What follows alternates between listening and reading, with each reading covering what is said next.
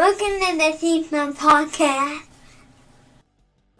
What's going on, everybody? Welcome to the Scene Snobs podcast. It is Tuesday night. It's 9 p.m. So you know where you guys are right here listening to the Scene Snobs live, or you're possibly listening to the show later. And if you are, thank you guys so much for the downloads. Thank you so much for the love. It's been really awesome lately, and we truly appreciate it. Of course, I'm Mick Manhattan, one half of the Scene Snobs. My partner, Casey the Madman, has gone a little crazy, which he is known to do. And he's going to be running a little bit late, but he will be here. He did give me fair warning, so I'm not too worried. But the show has to go on. We got to do it. It's 9 o'clock. Everybody watching wants to join in and have a good time. So if you don't know what we do here, we talk everything we love and more. And the more absurd, the better. We got a lot of topics to talk about tonight to discuss. As you can see, we will be recapping the Snobbie Awards. We're also going to be talking about that slap. And we're going to be talking a little bit about toxic masculinity, if you will. And then we're going to talk about the worst movie comments or movie quotes of all time. And then we got to dive right into our March Badness Villains Bracket. So it's going to be quite the night. And I got to tell you, I don't know when my partner is going to be here because I haven't checked the green room yet. But let's do that. Shall we open up the door and see what he's doing? Ah, there he is. Let's let him in. Hi, everybody. Welcome, Madman. How are you today, sir? I'm marvelous. How are you, my friend Mick? I'm doing well. My friend. I'm hatless today, and then you found the hat in some way, shape, or form. Yeah, I had to find something that was the most aerodynamic and yet made me feel like Sally Field in The Flying Nun. That works. That definitely, that is exactly what it's going for right there. That or Sherpa. Ooh, I do like the idea of leading people to places. So you're like Val Kilmer in that episode of Entourage. It feels about right. Pretty close. Just not quite in Peru, a little further north, but you get it. A little bit. Well, did you actually hear? So they came out in a new Top Gun a trailer, the third trailer for it. Are you excited for this new Top Gun movie at all? Absolutely not. Not even a little bit, man. Nah, you're just a planes guy, dude. I loved Top Gun. Like, I was such a huge fan. I could recite the movie right now. We could just go, back to back, word for word. There's two O's in Goose Boys. 2 O's, yeah. Oh yeah, I heard the. Oh no, I already forgot. Oh, the plaque for the runners up is in the ladies' room. So. Well, it was kind of interesting to me. In this trailer, they show why Maverick comes back. Mm-hmm. And now I'm even more excited for it because we see that Iceman became an admiral. And he took over, I guess, the Top Gun program. Okay. Kind of like Viper. And he wants to bring back Maverick to help train the new pilots. Not train him, but like kind of teach him his ways a little bit. Mm-hmm. Those unpredictability. I could see that, and I could see that being worthwhile and being very enjoyable. I just, it's not one that's scratching the itch for any reason right now. So yeah, well, I mean, I get that, and there's a lot coming out this year, and like Jurassic World, I'm very excited for. Very excited for Jurassic World. I mean, Maverick will be great. It'll be fun to watch. It's just not going to be. They're trying to recapture something that I think was so spectacular and special. It's going to fall short. Yeah. So. Oh, for sure. And like I was excited for Morbius, which is coming out. Actually, if you're available Thursday, I will be seeing the movie, and then I would like to do our new format movie review show with you. I would love to do that. Should we explain our new movie format review show? I do. So, well, before anybody who's checked out our movie reviews before, it's usually just me heading right into it. But now Casey and I had a new idea. Because Casey is a very hard worker and he does a ton of stuff. And so he's not always available. And me, I sprint in the fattest guy way possible to the movies to go see all the new stuff. So that way I can review it and you guys can check it out. But now Casey and I are going to do a new type of movie review where I go see the movie and then I tell him what I think, whether he should go see it or not while reviewing the movie to him. And he'll give his opinion at the end. I think it's a brilliant idea because this worked out really well with the Batman. We had done a Geek Fest Live a few weekends ago, and the exclusive conversation was basically with Mr. Jordan Hoffey was about just the Batman. So after about 30 minutes, I was like, all right, I can't take it anymore. I have to go see this. You're right in the middle of it, yeah. Right, literally in the middle of it. I bought the ticket and was like, gotta go. Showtime in 30. Listen, it took us off guard like a certain type of slap this weekend, but it was we Jordan and I looked at each other like, did he really just leave to go to the movies? Like, we were doing a show, and like we were understood because we had both seen it, so we're like, yeah, I mean, neither of us were upset, but it was funny. It'll be a good way to decide on the rating scale. So after you pitch this movie to me, I get to decide if it's something I'm buying the ticket for now, if I'm waiting until it comes out on release, if I will never watch that hapless piece of garbage. I think it's a decent scale. That is a good scale. So AJ's here. AJ, thank you so much for joining in. What's up, AJ? And he also says the movie is about 20 years too late.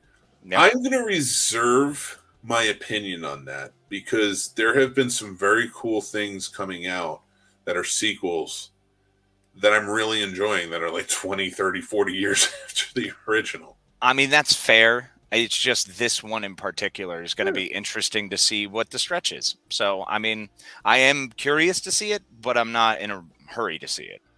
Yeah, I mean, it's going to be filled with drama and volleyball. Shirtless volleyball. Dude, if they don't have shirtless volleyball, what are we doing here? Actually, Nerdbox commented too. They said, we will be at the movies, but I'd like to say on the behalf of the Nerdbox team, thank you for lumping us in with all these other talented individuals. It rewards the hard work, and it makes us excited for for year 2 of our channel, which will have 2 new shows coming.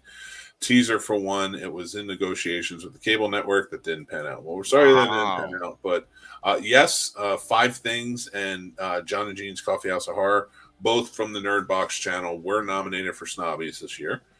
And speaking of the Snobbies, Case, we had a great show this year, but we were upstaged.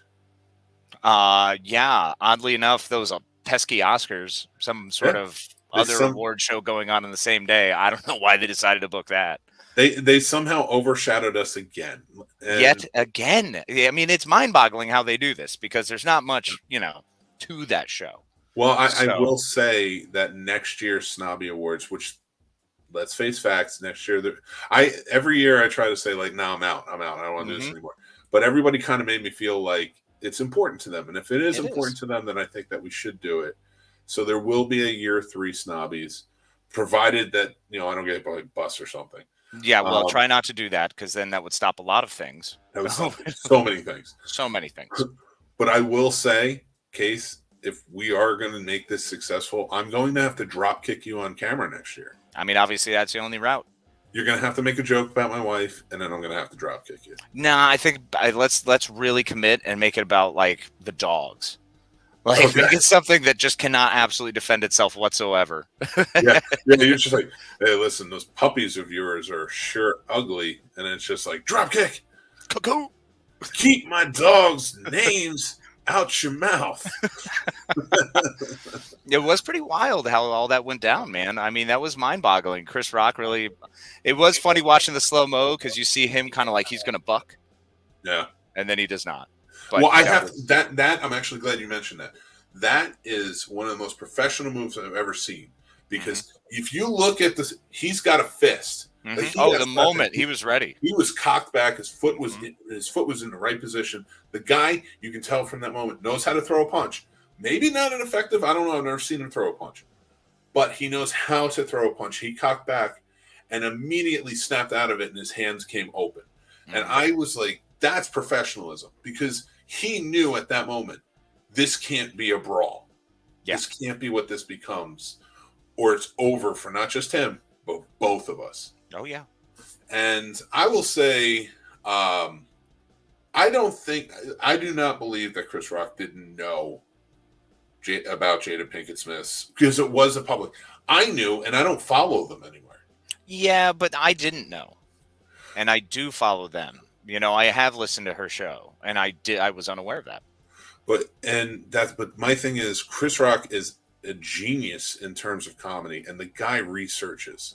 If he's not going to say anything unless he researches, but I don't think he said it to be malicious. Not at all. I mean, that's a G.I. Jane joke. That's the way I took it. Even when he said, he's like, it's a G.I. Jane joke. It's like, yeah, it's not.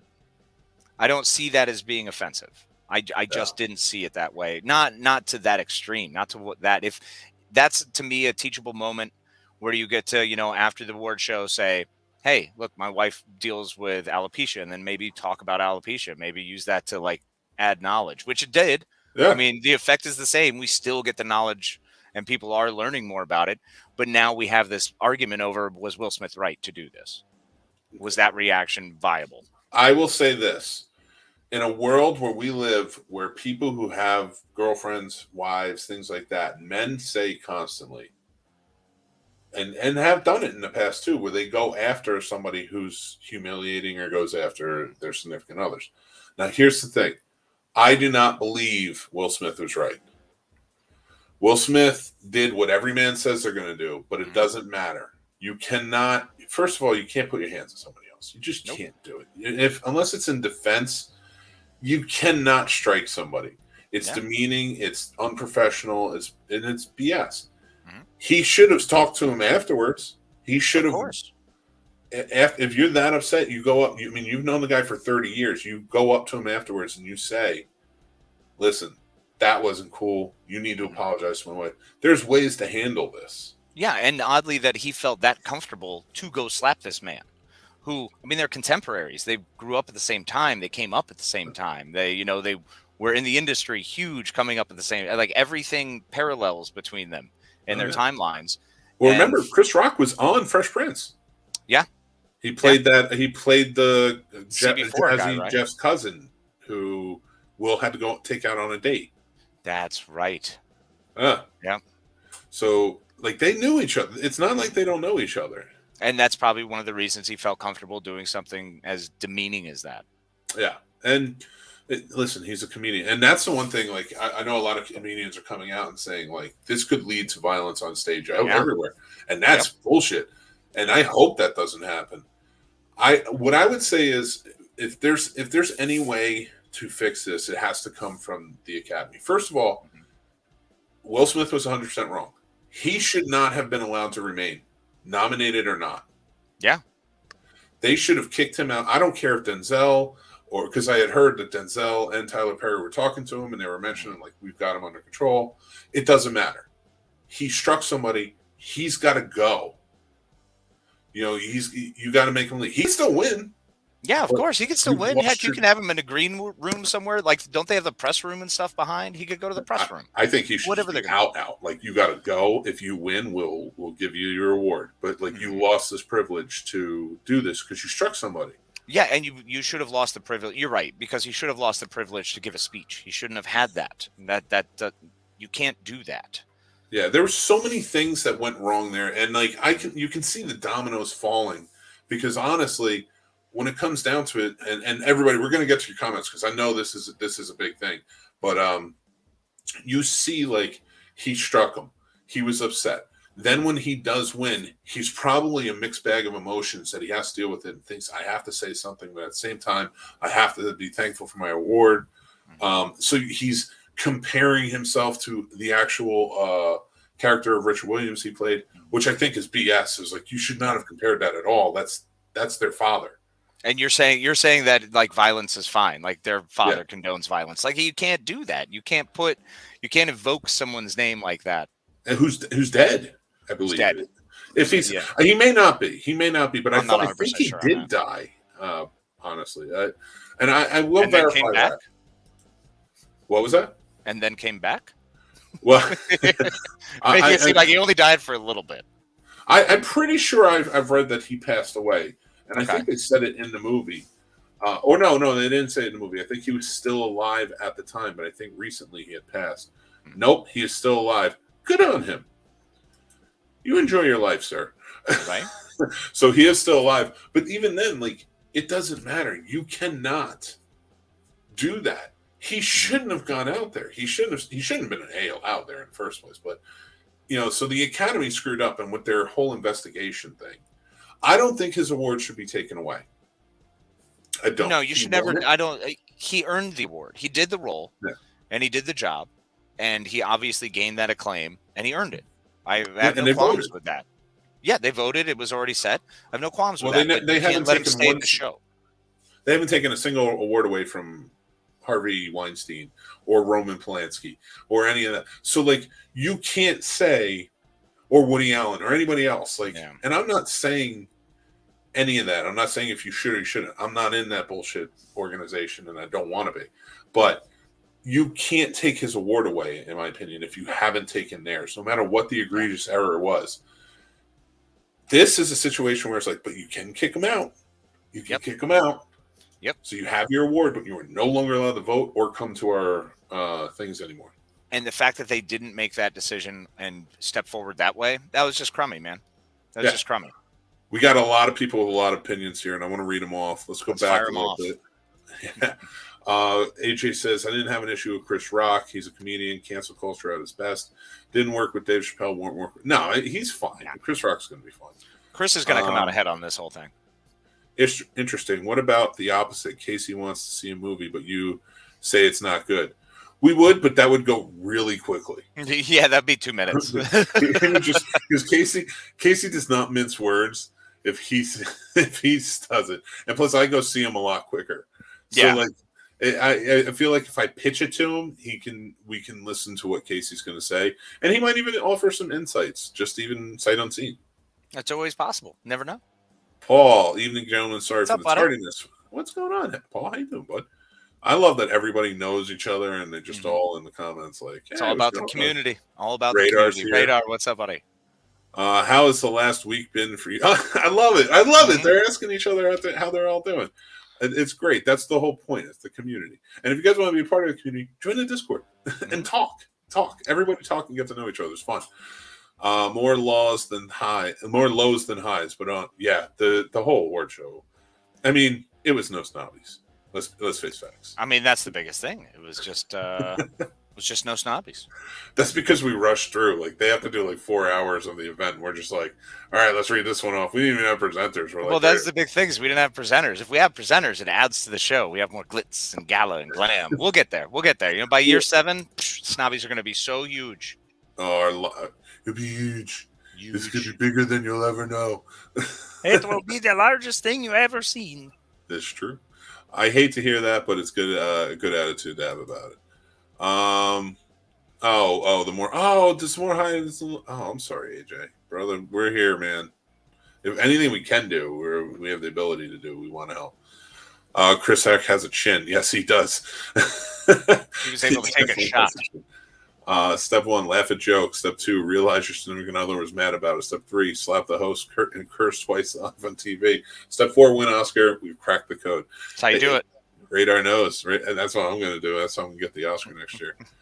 Amazes me that Denzel, Cooper, and others consoled Smith and just left the guy assaulted alone on stage. Yeah. I know. What was that about? Poor Chris Rock, man. I mean, he's going to bounce back. Actually, his ticket sales for his stand-up have sold out. I'm sure. The ticket prices have jumped like extraordinarily. So good for him. If you go to a comedy club or are in a crowd with a comedian performs, it's open game. It's for jokes. Come on, exactly. I agree. That's what I'm saying. Like, then the Oscars needs to eliminate that. They need to just get hosts that don't make those jokes. If they don't, I'm not saying that this should be a thing, but if it's the possibility of a thing and you're already showing you're not going to kick people out for it, then, and this isn't the first time this has happened. And how many comedians are going to be comfortable wanting to come on now? Yeah. What about that? What about that? I think her name is Two Feathers, the Native American woman who went on stage in place of Marlon Brando for his award. Oh, yeah. And John Wayne had 6 guys holding him back at the stage because he wanted to punch her. And then Clint Eastwood said something super racist afterwards about Native Americans. So it's not the first time. There's a pattern. There's a clear, concise pattern of things happening. So in this situation, you had something happen. So then the Oscars has to turn around and say, we need to stop getting comedians to do this stuff. And I'm not, although I don't want that to happen because I think the comedians are good and I enjoy them. But if that's, you have to draw a line somewhere. And that's what brings people in is a lot of the comedians. I mean, think about Ricky Gervais. He crapped on everyone for 4 years hosting the Golden Globes. And it's one of my favorites. It's hilarious watching him go. And they are not all jokes. You know, they are not all funny. Some do not land and some are super hurtful.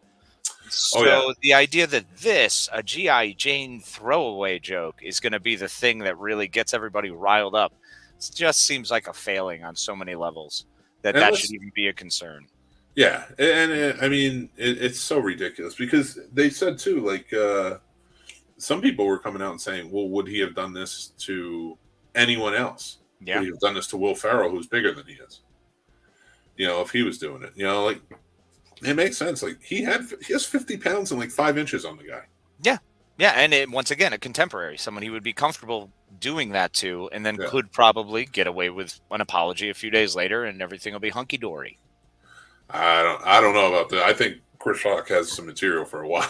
Oh, it doesn't. Well, no, he's gonna have this. Like I said, Chris Rock's coming out majorly on top on this one. Their father came out and condemned Will for that too. Yeah, I did. I did hear that the father came out. Oh no, I didn't hear that the father came out. I heard somebody from the Williams family. So I guess it is the father. So that confirms what I confirmed on Google, that he is alive. Yep. But I did hear somebody came out on the Philip DeFranco show. He was talking about somebody came out from the Williams family. It was like, and then his estranged daughter apparently came out and was like, the Academy should take the award, and it's like, well, that's not going to happen. I think that's a little too excessive. He did win. We don't condone anyone hitting anyone else unless it's in self-defense. Yeah, and I agree. I agree with that 100%. Yep. I need to hop on Discord. Never had one before. Just sign up, my friend. I'll give you the link. Perfect time to get one. A run on stage and slap someone for you, AJ. Yes. That's love. It's the next Snobbies. That's love. We should have a best slap award at the Snobbies. It'd be amazing. Yes. Oh, I think that should absolutely be one. Well, I know what next year's is going to be. And then Smith's son tweets, "That's how we do it." Yeah. Well, you know what? If he was going to be Miles Morales, I don't think he's going to be anymore. Yeah, man, that was messed up. Like, just when I read that, I was blown away that he would say that. I was kind of mind boggled that Jaden would back it up like that, and it's like, that's not. Did you understand the context there? Like, I don't see that. And you know, I've always been someone that when it goes to physical violence, it's because you're weaker mentally. You're just not able to keep up.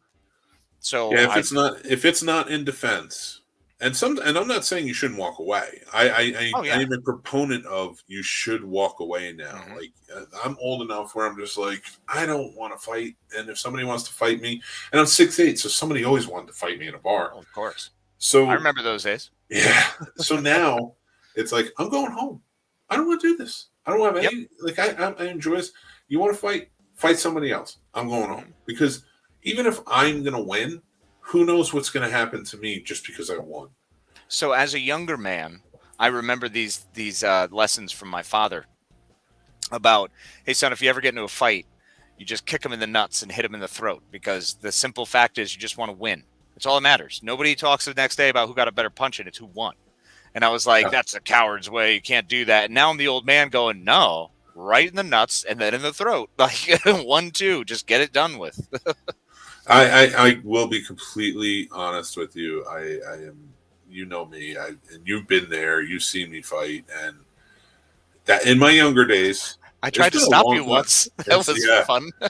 It's been a long time, but like I think I won't do it anymore. I just walk away. I got no interest. And again, it was always in defense. It wasn't like I was attacking people. Like somebody had to come after me first.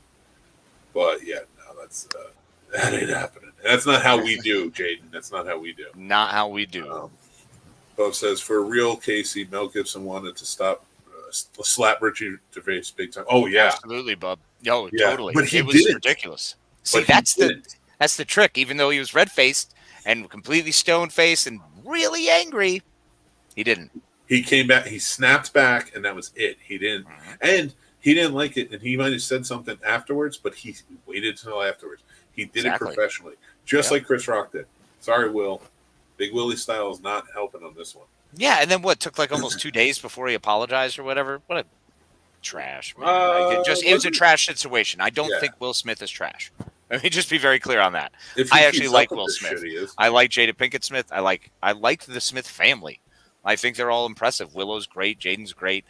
This instance is not acceptable because this is allowing violence to enter into the realm. And as we're literally watching Ukraine and Russia going at it in a horrific way, with actual violence and actual death and these terrible things happening, why would you perpetuate more violence?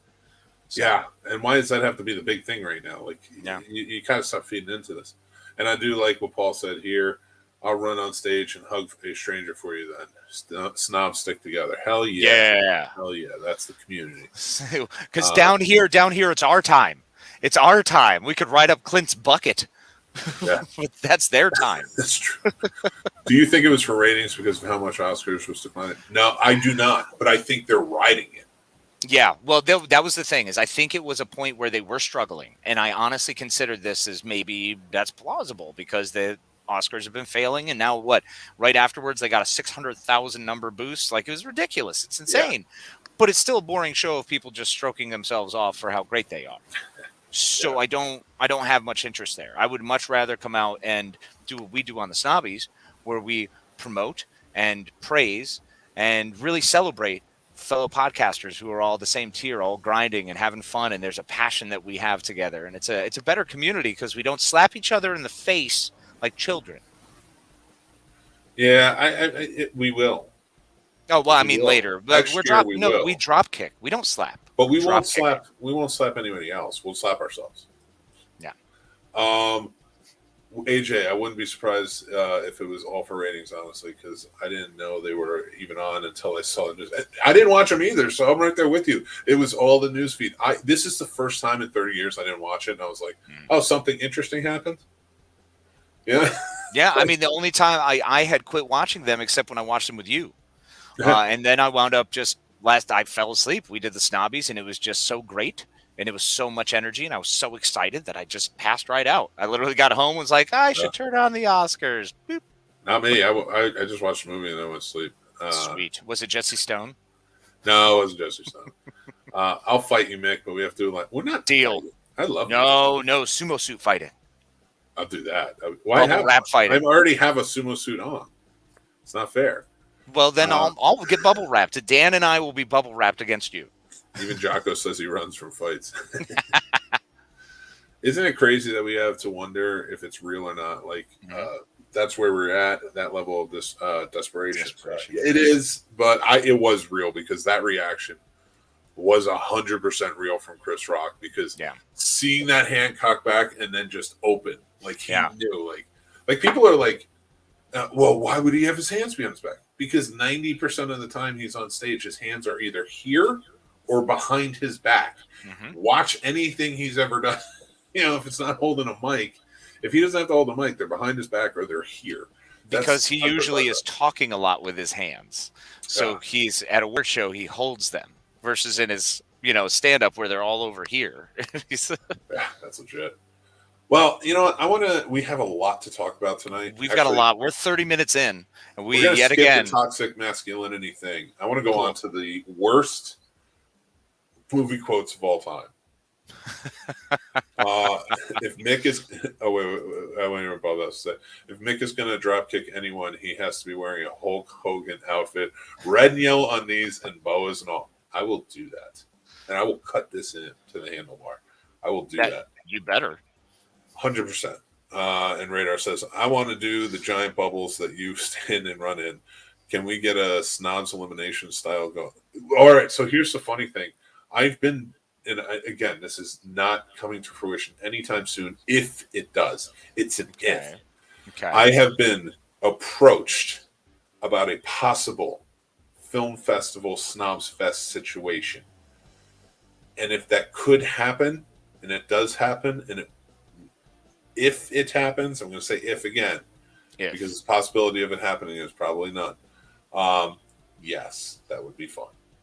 That would be a really fun thing to do, Radar. If we can get everybody. So that's as far as I go with that. That's as far as it is. I do have an announcement today before we start the movie quotes. We have officially reached 500 subscribers on YouTube. Woohoo! Thanks, everybody. Thank you so much for getting us to 500. And now we venture forth to 600. We do. We've reached 26,000 views too. Wow. So we got to get to 5,000. We got to get to as many as we can. Just got to keep going. It doesn't matter. There's no end in sight. And as the Sherpa, I'm telling you, we're just going up. But I do have to say that I have to move all of this shit just so I can say it. We've reached 500, so one lucky winner will be winning the Mandalorian pop. That Din Djarin with a little Grogu feller. Oh yeah. So we are. So once we get to 1600, we do have more. We have a Harry and Lloyd from Dumb and Dumber pop and a Joker pin, Funko pin from Deceased. So that's our 600. So we'll get there though. So if you guys know, share it out. Let everybody know. Join the Snubs Nation. That's where we're at. But Casey, I want to talk to you about possibly the worst movie lines of all time. Okay. And I'm anxious to hear what you've come up with because I know what my number one is. You know what? I got to be honest. This was a fly by the seat of my pants, man. I was not. I was more ready for villains bracket than I was for this. We got this. We're going there next. So I was. I kind of started flipping through some of them, and there's just terrible. It's not for me just about the line. It's about the delivery. Okay, because someone was trying to say that all of these rom-com movie lines are too cheesy. Like Andy McDowell hanging out in Four Weddings and a Funeral with Hugh Grant, and she says she's standing in the pouring rain and goes, "I didn't even notice it was still raining." It's like, yeah. Because they're in love. Like, that's great. I love those, man. You know me. Those are perfect cheesy lines. Those are the best.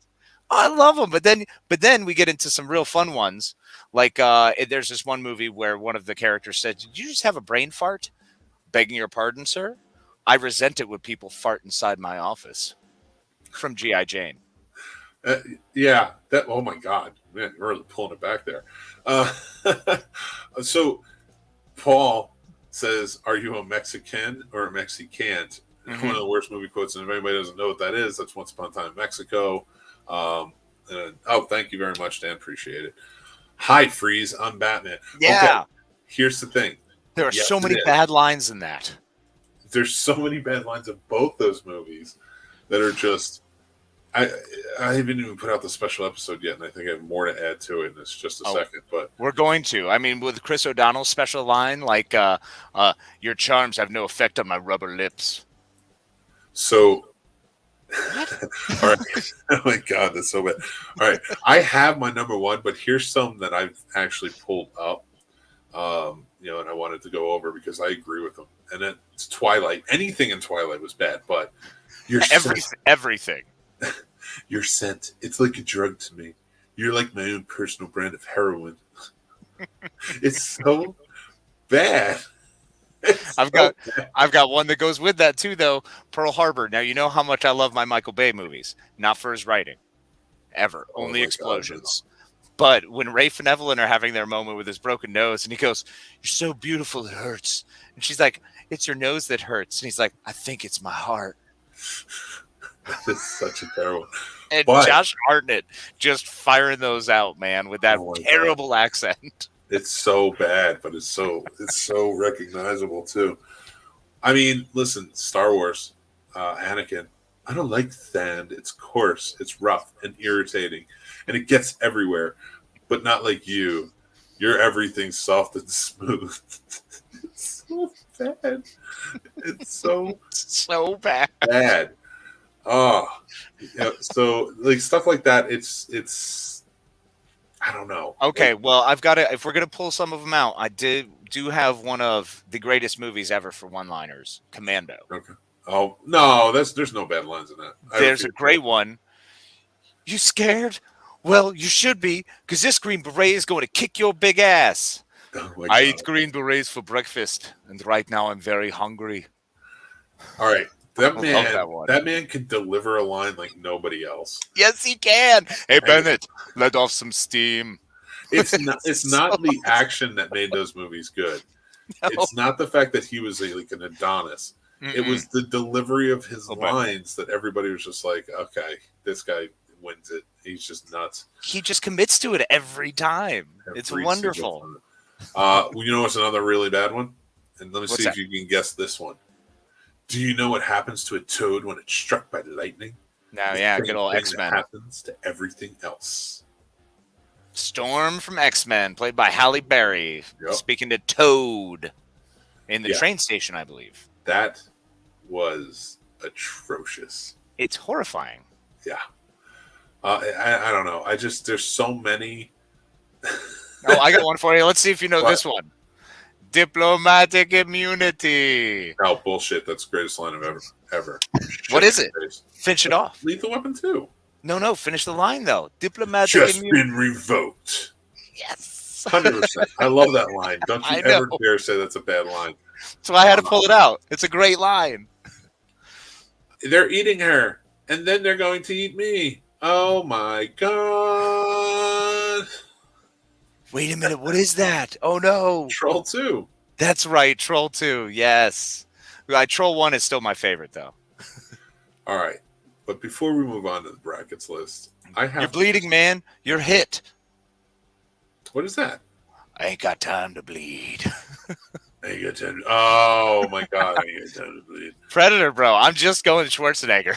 He's got the best. You should use your full name. I like that name. Robin. That is a terrible line. So Terrible line. Ray Park. I remember that year he was in that. He was at Chiller Theater Film Fest, and his line was long as hell to get autographs. It was way back in the day. He had just done. It was like right after Phantom Menace came out, and like I think X-Men was just getting ready to come out. Mm-hmm. It was one of those situations. So it was like Ray Parker, man. Who knows where he went? Who knows what happened with him? But somewhere way cooler. I I mean, he's still around. He still does stuff. Okay, I got one more. more. Yeah, okay, you go. Okay. Have you lost your mind? He's got space dementia. The hell's that? Is that from Armageddon? Yeah. All right. Space I'm trying to feel dementia. power between my legs. Yeah. It's so terrible. I had a great view out there, guys. Come on. Let me tell you this: the worst line in movie history, in my opinion, belongs to Spider-Man: No Way Home. Okay. Yeah. I was watching it the other day, and every time I heard this in a commercial, I cringed, and every time I watch the movie now, I'm like, this quote is coming up. This is ridiculous. And he goes, "How you like the new?" Every time Jamie Foxx says that as Electro, I'm like, that is the worst line in the movie history. How do you like the new? That's a rough one, but I have one that, I mean, new can mean a lot of things. So you can leave it open to interpretation. So he did not. No, he did not. But here's a great one of my favorites. Let's see if you can pick up on this one. At least they won't be using heroin-flavored bananas to finance revolutions. I have no idea what that's from. Is that from Outland? Goldfinger. Oh. I knew it was Connery, but I was like, that has to be an outlandish thing that is like set in Outland, that weird sci-fi high noon movie he made that was I like, but it's ridiculous. It's ridiculous. It's so weird. All right. So we have a bracket series coming up. This is night 1. We're hoping we can get through it. That's why I'm trying to rush through it, because I want to get through the first 32, because then we have another 32 next week. Okay, let's see. We need your help. This is audience interaction for the live. So if you're listening to this at a later date, make sure to join in on live show next week. Tuesday at 9 p.m. We always are showing, because you guys are going to be the deciding factor for ties. Yep. If we can't get through it because we are too stuck and opinionated and can't sway the other one, we need people like you, viewers like you. And before we get started, I'm going to get a pen. I'm going to get a pad of paper, and I am going to write down our results, so that way I don't forget later, and I don't actually have to listen to the show. All right, it's good because we're already doing it, so having to listen to it again sounds tough. It's true. Anybody who wants to join in, this is the bracket. It is up on our Facebook page now, Instagram, wherever else. You can copy it and then get it down, and then you'll have it with us. But pull it up, join in with us. Now, here's how this is going to work. We are going to go through each. If we find the time to debate it, we will debate it. If we just both agree that one should move on, we're just going to move them on. Mm-hmm. If there's a tie and we can't, even after debating it, figure out who should go forward, you guys decide. Sound good, everybody? All right, let's get this started. Everybody, let's go. Paul, it's not a Casey win situation. We agreed on all of these villains. Nope. I like what Paul said. Why does everybody like you more than me? I don't even understand this anymore. I can assure you that is not the case. They love you, my friend. We don't think so. Love you. Well, okay. They love you just a little bit more. That even during a tournament where it's like, all right, we've both chosen these villains together. It's like, no, this is like Casey win. Wait, we came up with this list. It's not like it was one of us. Anyway, I'm moving group on. Group effort. High rhythm tactics. Hey, rhythm tactics. Thanks for joining. Please wear der robes next week. Yes, I will make sure to wear my robes. I'll put robe it up. Robe. Just special for you. We had a bunch of other stuff lined up, but all that got dropped. I don't know what that means. Oh, Team Mick. Radar's Team Mick. Eat it, Casey. Nah, fam, you got your birthday present before Casey. I appreciate you, buddy. I love you all. And we love you too, buddy. No, trust me, I'm not offended. Don't worry. All right, so first up, we're going to go in order. Okay. We have Carnage versus Darth Vader. I did not want this to be the first one. But how is this the first one? Because I chose from the top and I chose from the bottom. I mean, that's totally fair. That's totally fair. I don't. Okay. I mean, are we talking about who would win in a fight, or are we talking about a more effective villain? And now I think that's an important guideline. Is my overriding and overarching point here is who is the better villain? Villain being bad guy. You have no redeeming qualities. You are out to murder. Everything is self-gain, and you do nothing else for anyone. And you are willing to take any measures to get there. I think it's the instilling of fear in the world that you live in is important, though. That's why I think Darth Vader is an important factor. Absolutely, that's a huge factor. Unfortunately, since we can't just look at one piece of it, we need to look at everything. And Darth Vader has a lot out there, whether it be in print, whether it be in comic book, whether it be in movies. We know a lot about him. And if we wanted to even just stick to the movies, he's a pretty bad guy who has redeeming qualities because he helps his kid out. He turns to the dark side to try to save his woman. You know what I'm saying? He's not the worst. Carnage, on the other hand, is pure terror and evil incarnate. The man his only purpose is to kill, murder, and maim to feed the symbiote. And he loves doing it. He revels in murdering and maiming. He never really comes back as a good guy. I am yet to see Carnage. He's gone now. He's dead. Cletus Cassidy's dead. Carnage is tearing it up just on his own. Oh, wow. Oh, that's wild. Carnage was never redeemed. He's the cold-blooded killer lusting for blood. Yeah. I hate to do this because I feel like there's going to be a lot of Star Wars fans who are very upset with us. But I got to go Carnage.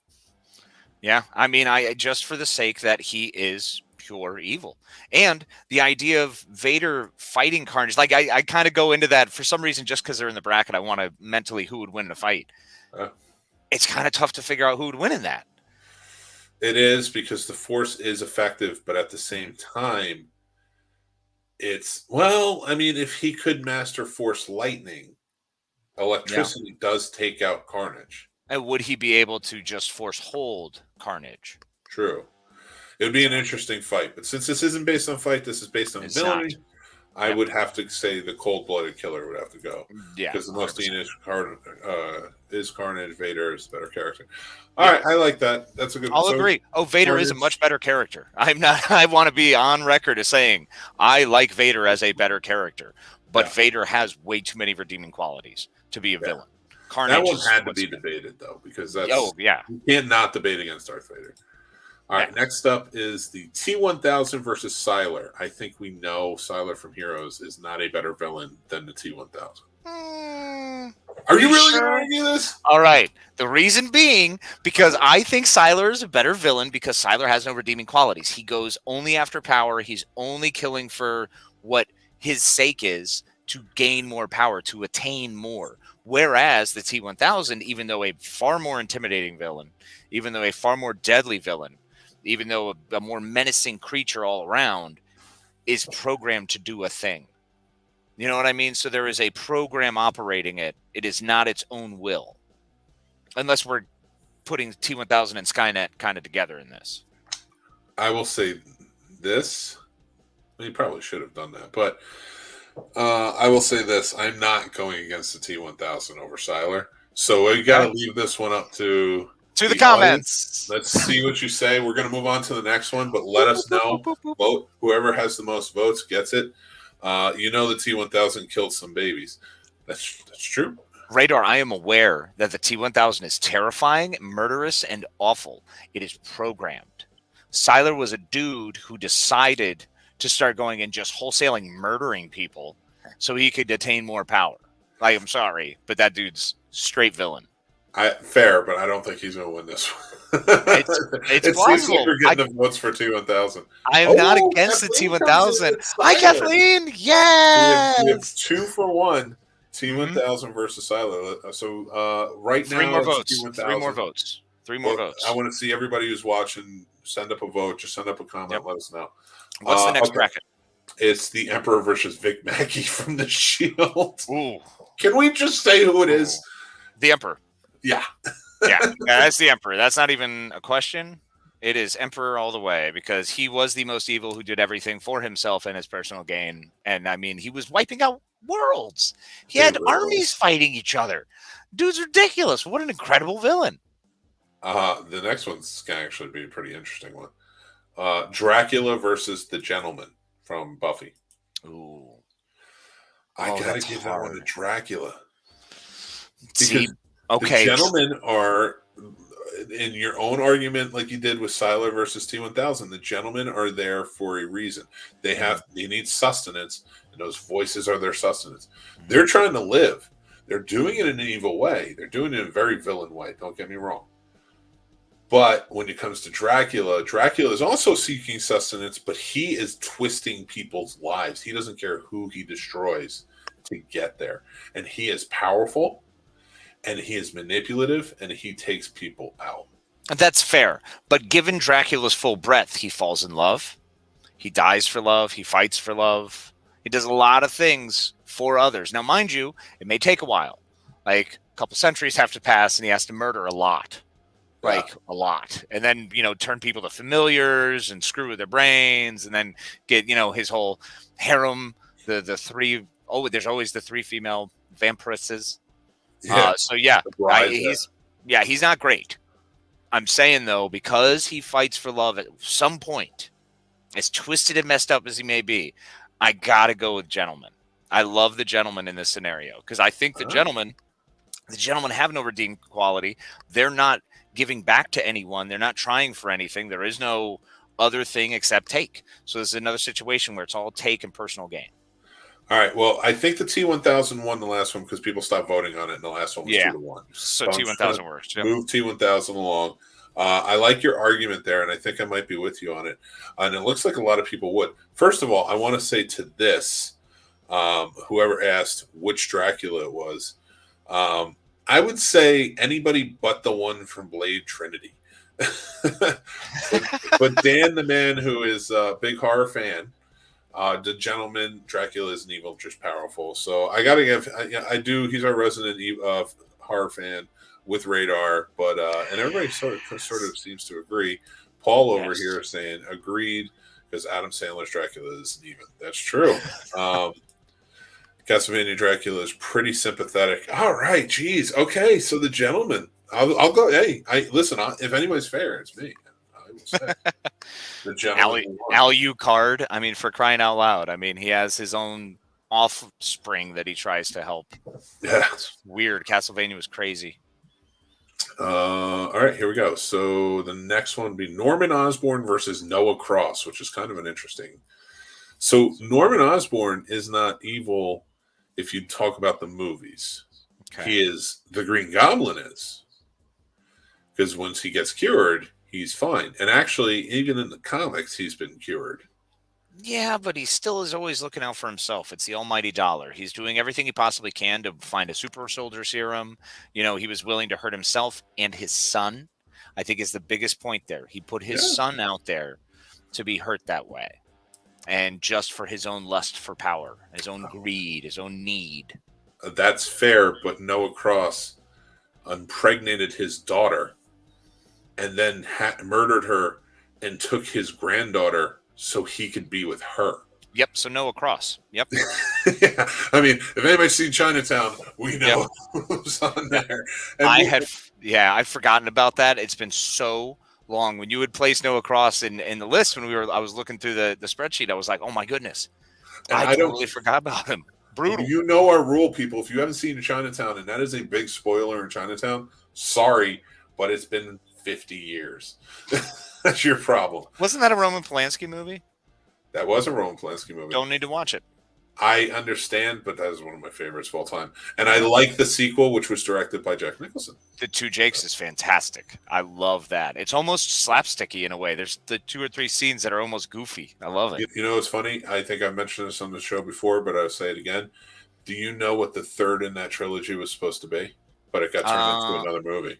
I do not remember. What is it? Who Framed Roger Rabbit was the original script for that trilogy, but it got scrapped and turned into Who Framed Roger Rabbit. The whole trolley system thing was what that was going to be.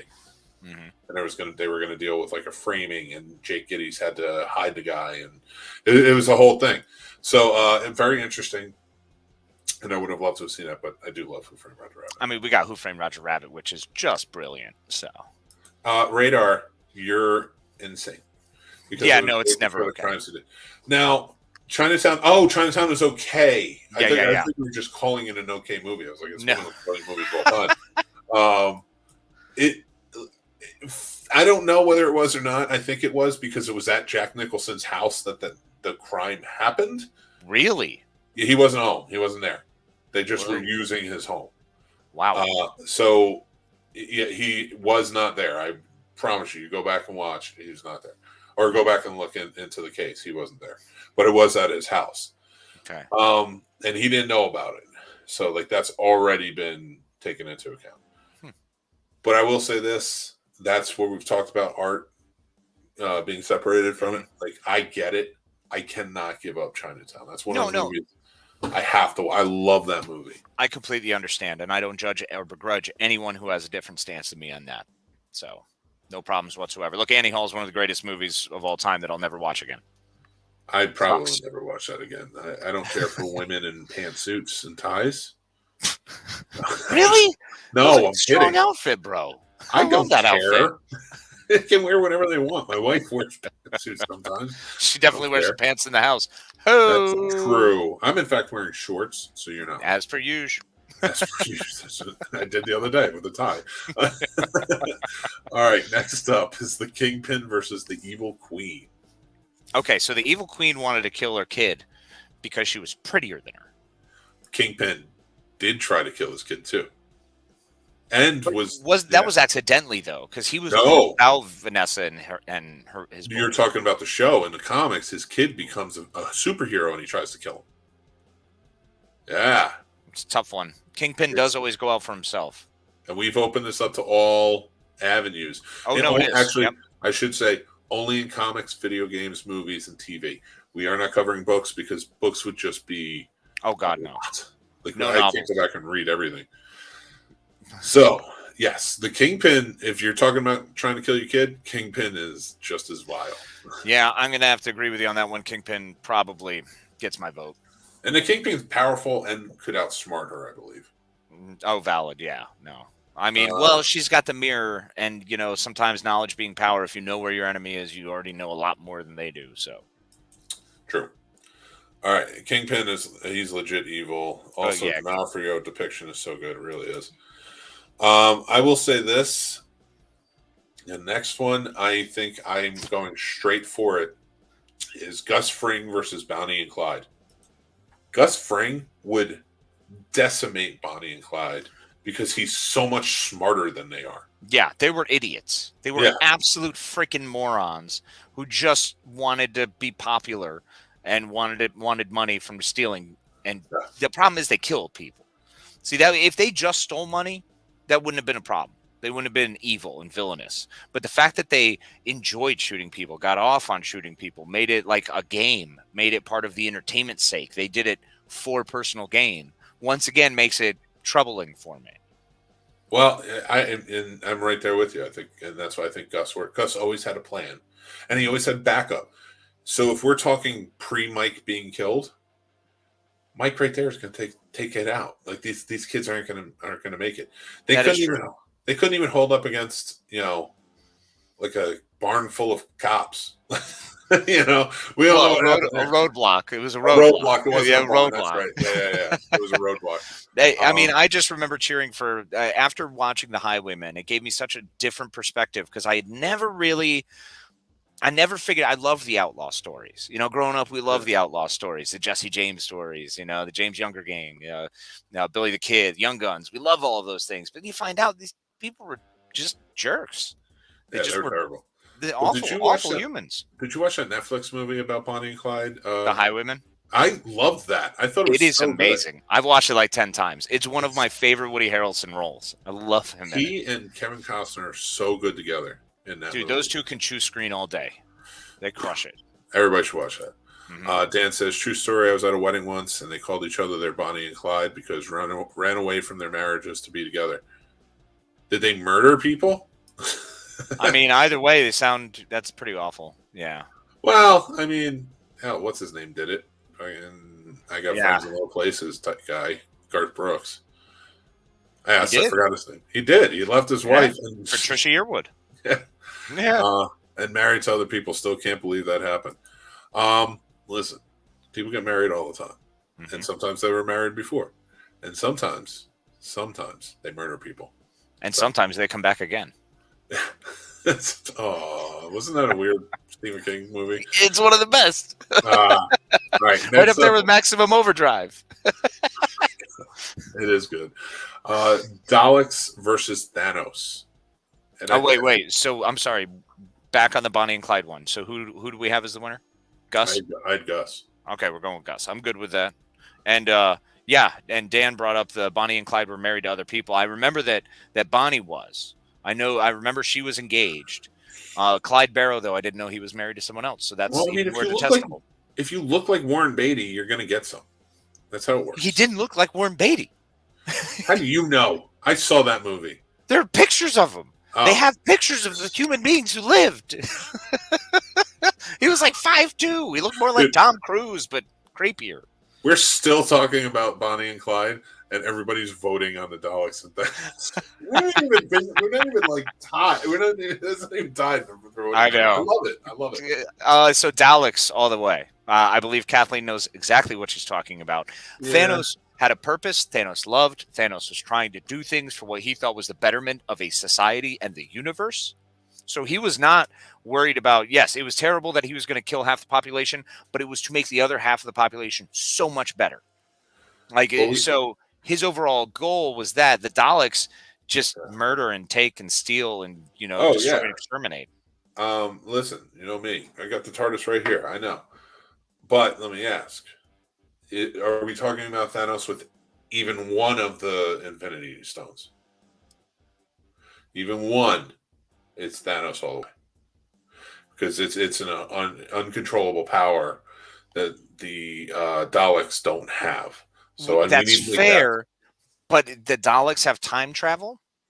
The Daleks have the ability to continue on even after they supposedly were destroyed with like the vaults and all of the different things they have. The Daleks also are never ending and ever present. So they constantly continue to come. They constantly attack. They're constantly moving forward and trying to destroy and gain. I mean, they move planets, bro. They took planets and tried to align them as a weapon. That's true.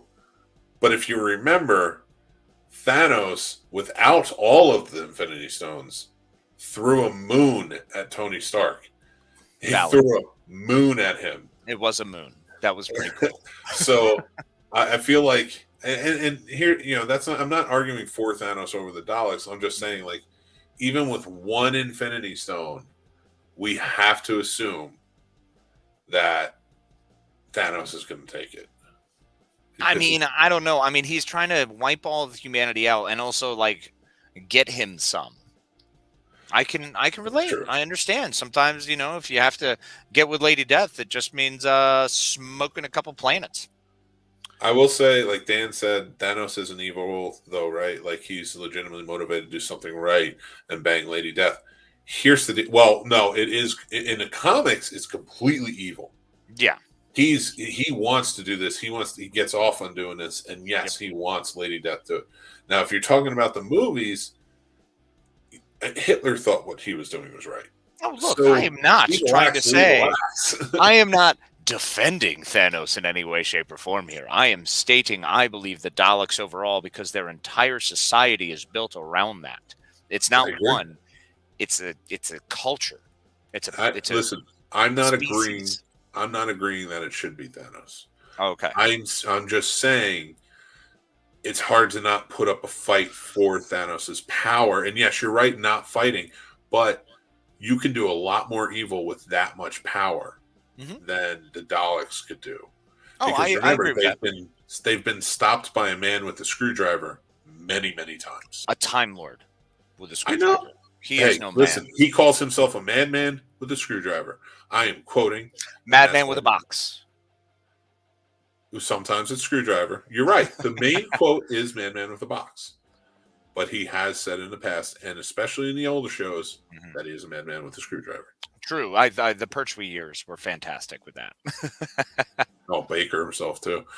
So, all right. I'm with the Daleks. I'm fine with that. Sweet. Daleks are moving forward. All right, so we got Daleks. Let's move on to the next one. But you understand why I had to not just say, hey, screw Thanos. No, Thanos absolutely deserves a fight for. And I'm not saying I'm sold as the Daleks are a clear winner there. I think they are just a step above because of it being a societal thing versus dude who is portrayed as having a decent purpose. It might not be the comic book version of it, but he is given, some consideration. Oh, yeah, absolutely. Listen, next up on the list is Galdecott versus Mumra. Oh, that's actually a tough one. Kathleen, I know you know your Doctor Who, but I will go toe to toe with you on Doctor Who. I love it. No, it's the TARDIS's brain power and his friends. I am well aware he doesn't defeat them with the screwdriver. I'm talking about a man who's only equipped and not weaponized, just equipped with a screwdriver, because there have been many times he's gone up against the Daleks without the TARDIS and his friends and won. So he can beat them at any time. And I'm not just talking about the New Year's. I'm talking about throughout time. And that's the screwdriver has always just been his lucky penchant back in the day. So that's why I said the screwdriver. And he has destroyed quite a few with the screwdriver as well. Oh, yeah. Anyway, let's move on. So I will answer that in just a second, but I want to get to the next one, which is Galdecott versus Mumra. I'm torn on this because Galdecott, does he have his army, or is it just him? I mean, Galdecott's got to just be Galdecott. So whether he has it or not, I mean, his entire gain was for power. It was his lust for power. He lost his daughter because of his lust for power. He put her in harm's way several times. Then he also changes who he is to look Bajoran, so that way he can get with the head of the Bajoran society, so that way he could then use it to infiltrate and wipe out the Bajoran society. So one man, is attempting to destroy a society. I think that's pretty villainous. That is pretty villainous, but so is Mumra. And he's trying to wipe out the last of a society. And he's trying to, and not just wipe out, but enslave if he can.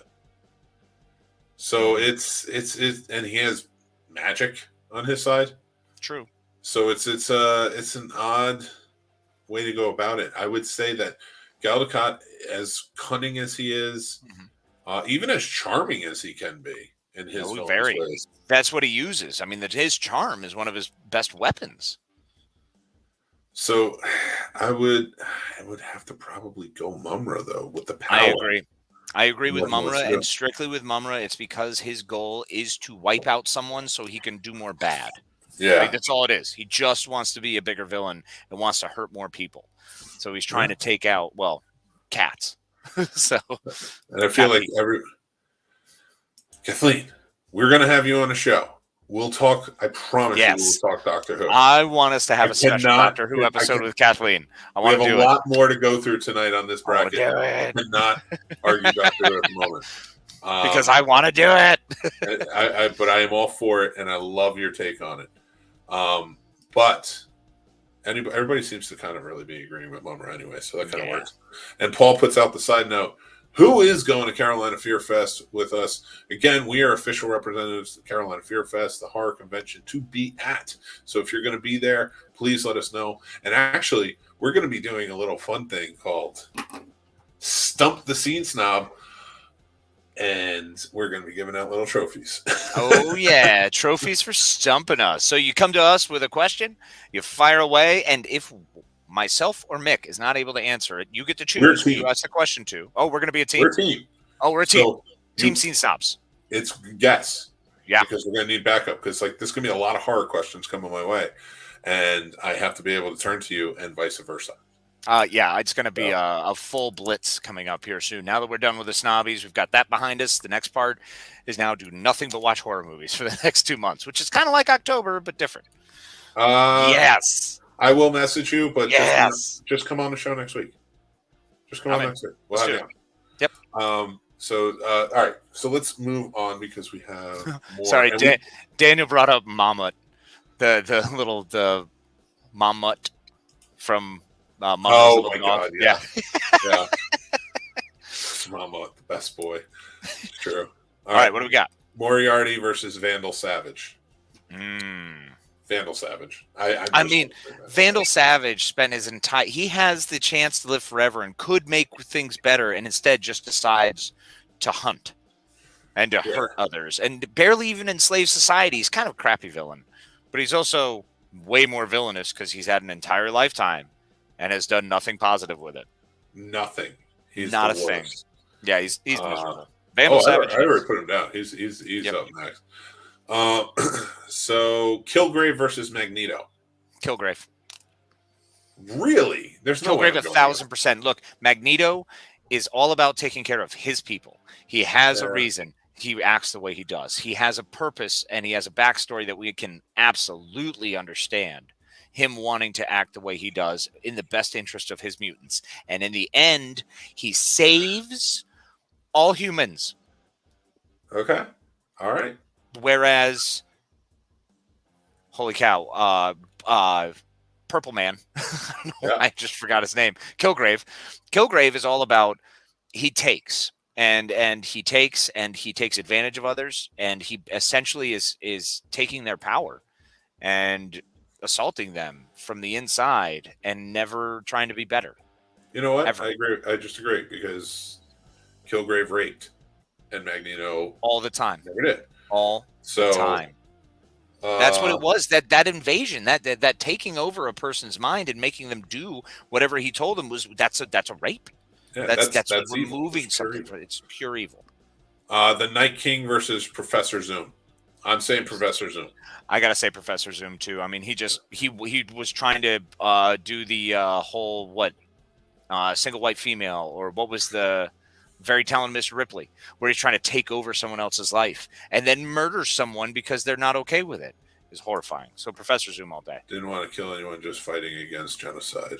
Boom. Thank you, and Bob. Kathleen said Kilgrave as well. So yeah, I mean, it works out. All right. So who did we just do? Professor Zoom beat Professor Zoom. Yeah. The Night King. All right, here comes a fun one: Joker versus Voldemort. What? I gotta say the Joker, because if we're talking evil, this dude does it all, whereas Voldemort just wants to kill a kid. Yeah, Voldemort was trying to. Voldemort was not trying to just kill a kid. Voldemort was trying to kill everyone to get the power. The kid got in the way. Are you really arguing for Voldemort? All right, cool. A little bit. I didn't think I was going to until I kind of went. I'm not saying that he deserves this win. I'm not saying he takes this bracket position. I'm saying, much like Thanos, he deserves a little defense because he was pretty brutal. Everything was for him, for his own gain, for his own power. He did nothing for anyone else, ever. I am not giving you your meme argument, Kathleen. I it's valid. It's valid. But the Joker got caught all the time, so he kind of sucked too. Yeah, but the Joker has no redeeming quality. Like, even the people who love him, he still pushes away and destroys. At least Voldemort has his Death Eaters, and there's like favorites of his Death Eaters, I guess you could say. Like Beatrix, what's her nuts? Here's what I think we should base it on. Okay.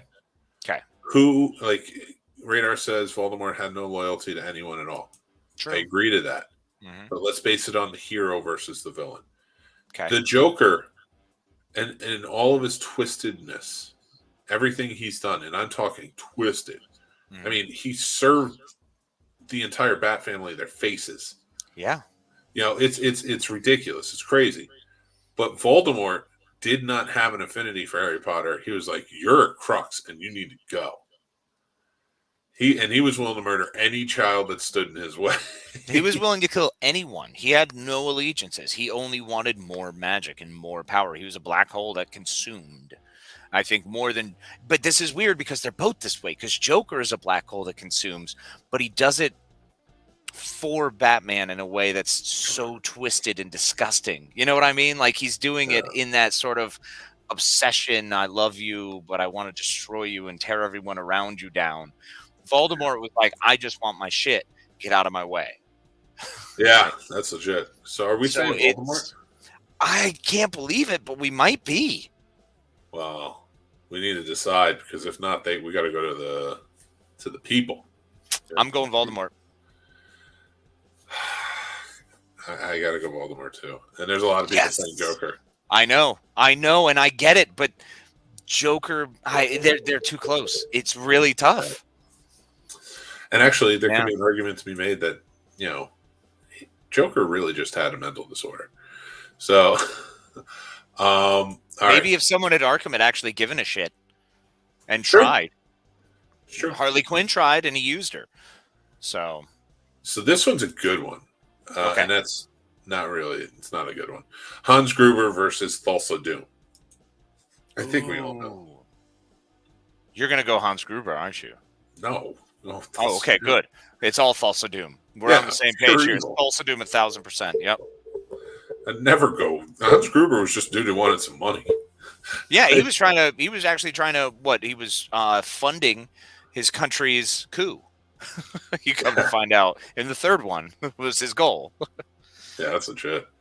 This is a good one, though. This one I really like, and that's Cersei from, of course, Game of Thrones versus Mother Gothel from Tangled. Ooh. They're both manipulative. They don't mind. They would kill. Like, yeah, you may not see it a lot in Mother Gothel, but she would kill. She'll set it up. Yeah. I mean, she kidnapped a baby, for crying out loud, just so she could live longer and look pretty the whole time. Yeah. That was the big thing. She wanted to look pretty, but to no end. So what did she do? Just stand in a mirror and say, look at how pretty I am? Like, what's the point of Mother Gothel? Mother Gothel is now annoying to me. Cersei Lannister murdered everyone. That's true. She murdered everyone. She did try to do it for her children or for the sake of her family, she would say. But she was nasty about it. She was hurtful, and she would go to extremes. She blew up the Sept. Blew up. That's true. The Sept. Like, wiped out royal lines, families.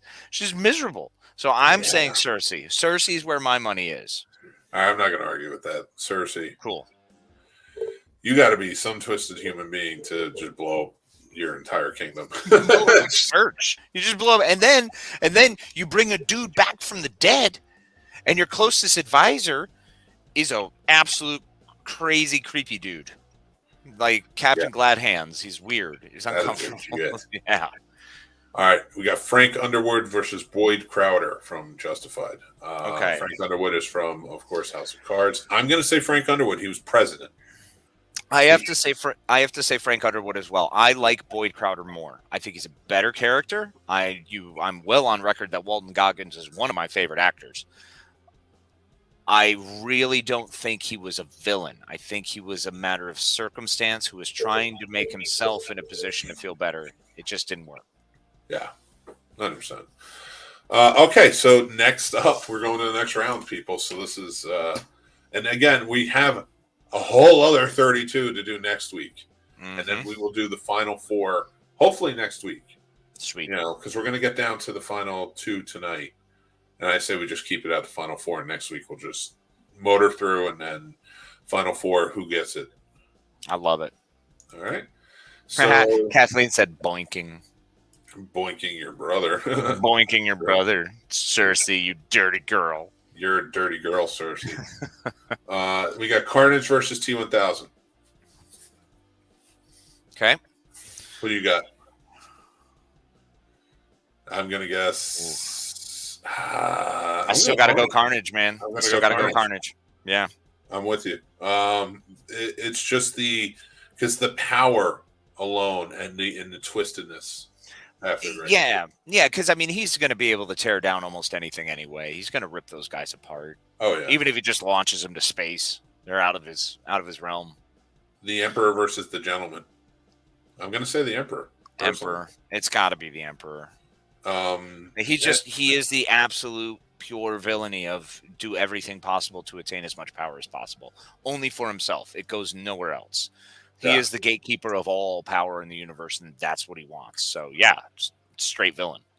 Casey, I think we have our Cinderella story here because I don't know that thinking about it, and all the twistedness that Kingpin has done, I don't know that Noah Cross is more evil. His whole motivation was like he did twisted things, but he just what he did to his daughter and then what he wanted to do to his granddaughter is an atrocity. It's horrifying. It's horrifying. So are we saying Noah Cross? Or are we saying Kingpin? I'm struggling with trying to defend against Noah Cross and say Kingpin was worse, but he's not. He's not. He's just not worse than Noah Cross. I'm sure we could go. Yeah, I mean, it is tough because any argument that you're going to make about Kingpin, Noah Cross is like he took it one step too far. He did. He went a little bit further, and that was just more villainous. Yeah. Okay, Gus Fring versus the Daleks. Daleks. There's no argument there. Okay. Anybody who could just say exterminate over and over again, I mean, their intentions are clearly... Yeah. you know exactly what it is. Mumra versus Vandal Savage. This one's interesting because Mumra and Vandal Savage have different routes of getting here. Vandal Savage was just dumb and didn't do anything positive and remained villainous in a really crappy way. But Mumra had an active villainy that he was attempting to murder and attempting to get where he wanted to go, and his purpose was to eradicate. So I think Mumra. I'd agree with Mumra. No, Kathleen, it isn't Dolores Umbridge. Dolores Umbridge isn't evil. She's a Karen. That's how this works. That's why she's not on the list. We have a whole different bracket for Karens. That's when we do the Karens list next year, the movie Karens list, we'll get there. But and she'll probably win that. Oh yeah, handily. Okay, Kilgrave versus Professor Doom. Kilgrave is evil, and everything he does is evil. But Professor Zoom, I feel like, is targeted evil. Like he will travel through time to murder babies. Yeah, no, that's very true. And that does make him evil. Kilgrave is willing to rape anyone, anywhere, anytime by mentally getting inside of them and making them do whatever he chooses them to do. But if you go by any type of Kilgrave, he doesn't believe he is. He believes because he gets them to do it. I'm not saying he's not, and it is, but in his mind, is it villainy? It's evil. But is it villainy if he's truly believing, making himself believe that, oh, this is really what they want? Absolutely. That's worse. But I get it. I'm not saying none of what I just said is saying that he's not evil and disgusting. Right. No, I get that. My point being, by comparison to Professor Zoom, another character that is not real, and I want to point that out to everybody. These are not real. Is not real. Fictional characters. Like Professor Zoom has gone back and tortured in many ways, so many different things. So I don't know. Like Kilgrave is evil, but at the heart of it, is he as evil? Who's your? We got to do this then. Who's your guy? Who are you picking? Professor Zoom. Okay, I'm going Kilgrave. We got to take it to the people. All right, people, tell us, is it Professor Zoom or Kilgrave? Sound off, let us know, and we will add them. So let's move on to the next one. Next one? Voldemort versus Thulsa Doom. Thulsa Doom, in my opinion. Oh, yeah, no, Thulsa Doom crushes Voldemort. Yeah, Thulsa Doom was way worse and had a really sick and twisted desire. Voldemort was just about power, and he kind of sucked. Yeah. Now, this is a good one. Cersei versus Frank Underwood. Ooh. Yeah, I mean, that's a crazy amount of power. Yeah. We have one for Kilgrave, so we're going to wait for a few more votes, and then we'll go from there. You know, because Cersei and Frank were both in heads of state at some point. They were both kind of the power behind the power at some point. And both of them were using their power to attain more power. Now, I will make the argument that Cersei was attempting to attain more power for her family. Frank Underwood was trying to attain more power for himself. That's true. And I would agree with that because from the beginning, that's all he wanted. Whereas with her, that wasn't the case. Yeah. Zoom went back in time and ripped the guy's leg off, then jumped forward and beat that guy to death with it. That's what I'm saying. He was so twisted. This dude was twisted. He was having fun with it. And I think that's what it comes into play. I mean, that's totally good. And Radar, I do appreciate that. That is hilarious and terrifying. But Kathleen did say Kilgrave. So we have 1-1. So we need a tiebreaker. Let's go. Got to find one more. Next person in.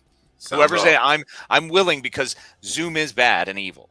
I just think what Kilgrave has done is more evil. You believe that Zoom more targeted evil, so I get both villains. It's a tough one, man. It's probably oddly it might be the most difficult out of all. If nobody else votes, we're gonna have to take a. I'm gonna say Frank Underwood. Yeah, I think oddly I have to say Frank Underwood was more villainous than Cersei Lannister. All right, so just while we're waiting on Kilgrave Zoom, the Vandal Savage Kilgrave situation. No, Kilgrave Zoom. I'm sorry, yeah, Zoom Kilgrave. So we are on to the next, which is the Elite Eight, and then we will get to the Final Four, and then we'll get to the last two, and those two will be a part of the Final Four after next week's bracket. Yep. All right. So let's go. Let's muscle through. Carnage versus the Emperor.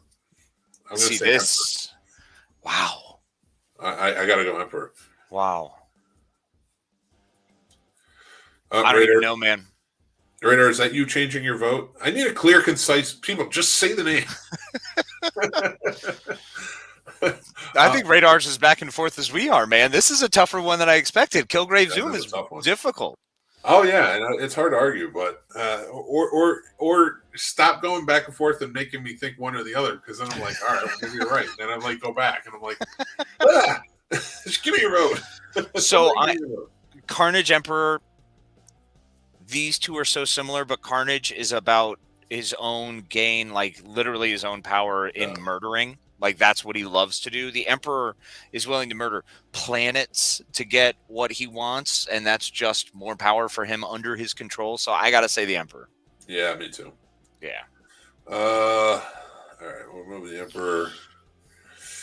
All right, so Noah Cross versus the Daleks. Daleks. That's yeah. All right. Everything in Noah Cross is done. So your Cinderella story, Noah Cross, is over. Is gone. Dead. All right, here we go. After what Noah Cross did, I don't know if it's right to call him Cinderella, bro. Radar. No coin flip. Give us who you want. Somebody, AJ, Paul, whoever, Bub, anyone. Somebody just say one of the names. You are the coin flip. Come on, people. You are the coin flip. I love that we went to the coin flip and somehow that's made it more difficult. We're still at 2-2. Oh my God. People like just abandoned this show as we went on. All right. We have Thulsa Doom versus Frank Underwood. Thulsa Doom. It was Thulsa Doom, yeah. Yeah, I still got to say Thulsa Doom in that one. Right. Okay. Thank you, Zoom. We got Zoom is up. Zoom so wins. We have Zoom versus Mumra. So we have another situation where Zoom is someone who is going very targeted for his own gain versus Mumra, Well, actually, it's his own gain too, but it's the sacrifice of everyone specifically. It's a targeted attack versus Zoom, who's just doing shit. Yeah. I have to say Mumra, oddly. Yeah, me too. Yeah. Which is going to make for a really good fight. So Mumra. Yeah. All right. So going back to it, we have the Emperor versus the Daleks. Mm-hmm. This is a really well organized fight too, like against these two, because they're both. I think I have to go with the Daleks. I almost do too, because it's an entire society aimed in that same goal. That villain is so deadly because it's so many coming at you with only one purpose. They're not here like, oh, you know what, you're not so bad. We'll take your planet on, and maybe you could be our slaves. No, they're just showing up and going, no, we're just going to kill you because you're inferior to us. Because let's think about it, even though he occupied it, like even the Outer Rim, they were still able to like go however they wanted. Oh yeah, man. There were whole planets that were, they had a rebellion rise up against him. So literally want to exterminate everyone. They just want to murder. Oh. Yeah, I think I got to go Daleks. I got to go Daleks, oddly enough. Wow. I did not. I really thought Emperor had this. Like, after we discussed it earlier, I was like, I think Emperor's going to take this whole thing. That's a sleeper. That is a sleeper. Yeah. All right, Mumra and also Doom. Radar said Zoom could prevent Mumra from getting to his coffin. That's true. But this isn't about how they would fight. This is about whose villainy is more scum-like. And that's, what I was going to go for there. But who's more likely to be a Mos Eisley? Yeah, I would have to say it's probably Mumra. Okay, so Mumra versus Thulsa Doom, which works. It's like that works so well. Mm-hmm. Thulsa Doom, of course, had his cult, but although Thulsa Doom could turn into a snake, but although Mumra could kind of manipulate snakes, Mumra could also turn into a stronger Mumra. That's true. Oh my God, are we really going to be going Mumra on this? I'm not. I still think Thulsa Doom might be the guy, because Thulsa Doom's now both of these once again going for power. Mumra was about eradication. Thulsa Doom was more along the lines of the Emperor. He was using his abilities and whatnot to gain power and assaulting people, murdering them, all kinds of those bits. Like, I mean, the girl that he comes up and he's like, "Hey, you're so sweet and I love you." Then he pushes her off a cliff. But then why wouldn't the Emperor beat Daleks then? Because Daleks are society versus the Emperor, versus Mumra and Thulsa Doom are just two dudes. I mean, as dudes as they can be. All right. So you're going Thulsa? I am, man. I really think Thulsa Doom is worse than Mumra. All right, I'll go Thulsa too. And all right. You won me over with it. All right, so we are at the final two, which is, and we're not going to argue it this week, everybody. Nope. This is going to happen later. Daleks versus Thulsa Doom. And then again, we will have another 32 that we do next week, and we will fight the final four then. But okay, so there we have it. I'm going to put out an up-to-date version of tonight's bracket, so that way you guys can download it or whatever you want to do. And I'm also going to put out a version of next week's bracket early, so that way you guys have it. Please let me know if you need one. I can send it to you. But yeah, that's it. That was a pretty good bracket. I think we had. That's pretty solid. I'm very excited to see what everyone else. I hope you all fill out brackets, shoot them to us in the Discord channel. I really want to see what everyone's picks are, because I'm always curious to see how y'all came to it. And these were some pretty good battles. This was a good round. I'm excited to see what next week holds. Yeah, no, I dig it. All right. I want to say thanks for everybody for joining in and helping us get to 500 subscribers. Please help us get some more. Thank you. Again, I will pick out one lucky winner to win the Din Djarin pop from the Mandalorian with Baby Yoda. I'm calling him Baby Yoda. I got to do it. Grogu. He has a name. Make sure to share out, let everybody know to become subscribers as well. If you are listening on a podcast, please remember to rate and review us. It really helps us go a long way with everything. And we are trying to get in the top 1% ranked globally of podcasts. We're getting there. We're doing pretty well, but we need to keep going, right? Keep grinding away. That's right. You just give us those 5 stars, and then you tell us exactly how you feel. If you hated it, let us know. If you weren't a fan, please make sure to tell us everything about it after giving us those 5 stars. Definitely do that. No, we appreciate you guys listening. AJ is right. Moon Knight is in 4.5 hours. We're super excited to check it out. Super stoked. That one I'm excited for. Yes. Be sure to check out on our TikTok, and actually all over our social media. If you follow us anywhere, we do daily updates, things like that, on what we think of all this stuff and more. So that will be definitely one of them. Guys, we're super excited about this. If you want to join in on anything we have going on, join our Discord. Go to thescenesnobs.com. It has links for everything and more. Of course, our merch store, our Patreon, stuff like that. I, again, with our Patreon, want to thank everybody who supports already. Mm-hmm. But I also want to congratulate, because we do a monthly prize giveaway for all of our Patreon. One lucky patron wins every month. And I think at this point, everyone's won. But this month, for the month of March, Jason Taylor, don't mind that February winter thing. It is March. He is a huge Chucky fan, so he won this Good Guys Doll reaction figure. If you know anything about the reaction figures, they're a very cool collectible. I have a few myself up on the wall back here. In fact, I have a Jack Burton one right there. Oh, he's the best. So they have some very cool ones. Go check them out. But yeah, what we try to do is we try to get to know you and then pick a prize that works for the winner. It used to be just one. We still do it at random, but I want to explain this real quick. We pick now at random, and then whoever won that month, we try to fasten the gift towards your personality and the things that you like. So if you guys are interested in doing that and becoming a patron, it's $5 a month. You can head over to Patreon and let us know. All right. Until next time, I am Mick Manhattan. And I am the Madman, as always. Remember to be kind to yourself, be kind to each other. All right. I couldn't say it better myself, so I will just say have a good night and take care. Bye, everybody.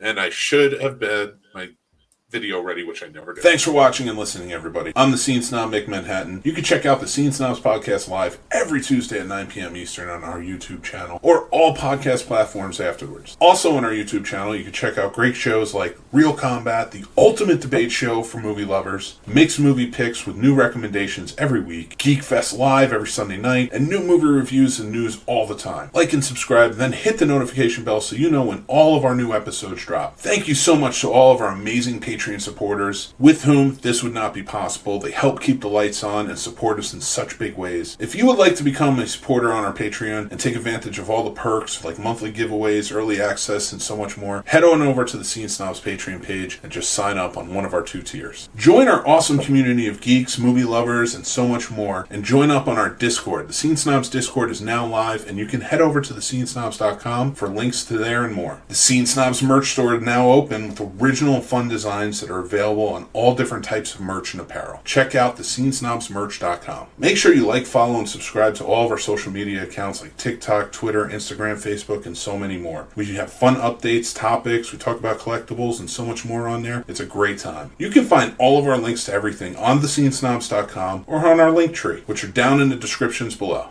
Thanks again, everyone. Stay tuned and stay geeky. How do you like the new? You don't have to say that. Yes, I do. Good night, sweetheart. Good night. I don't want to be sued. I don't know if that's public domain or not. I mean, it's from the 20s. It's got to be. Oh, fair enough. Okay, I'm down with it.